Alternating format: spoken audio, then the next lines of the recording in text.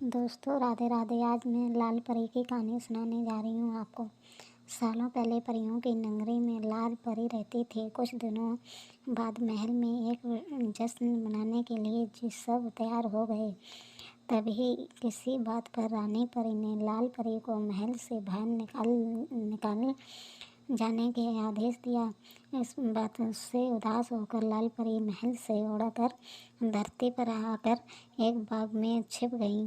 उस बाग में बहुत सारे बच्चे खेल रहे थे।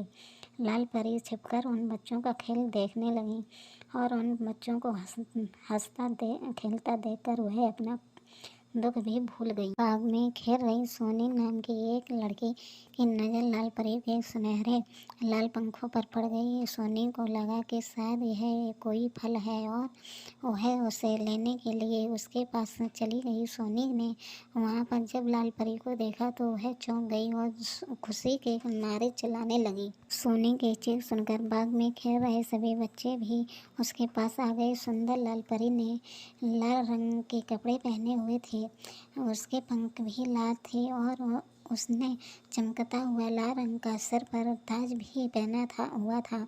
सब बच्चों को देखकर लाल परी ने सबको अपना परिचय दिया। वह सुनते ही सारे बच्चे खुश हो गए और उछल कूदने लगे। बच्चों ने दादी से कहानी में सुना था कि लाल परी सारी मनोकामनाएं पूरी करती हैं।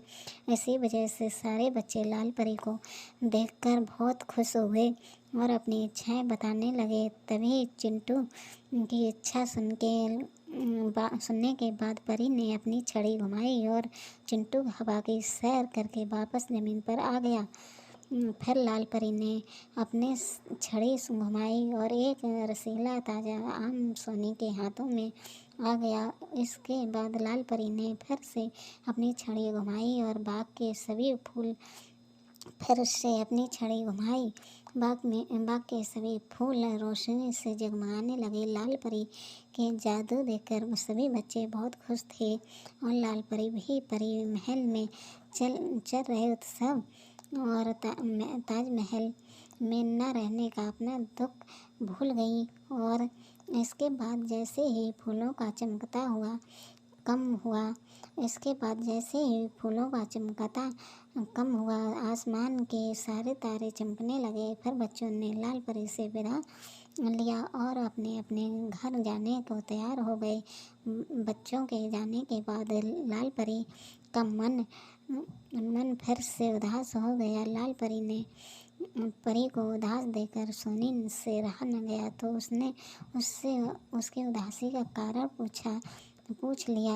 लाल परी ने सोनी को रानी परी की सारी बात बता दी है। सुनने के बाद सोनी ने कहा, आपने कोई शरारती हरकत की होगी तभी रानी परी ने ऐसा सजा दी है। मैं जब भी घर में शरारत करती हूँ तो मेरी माँ भी मुझे कोई न कोई सजा दे देती है। सफाई देते हुए लाल परी ने कहा, नहीं, मैंने कोई शरारत नहीं की है। लाल परी की सफाई सुनकर मुस्कुराते हुए सोनी ने फिर से कहा, कुछ तो शरारत की होगी।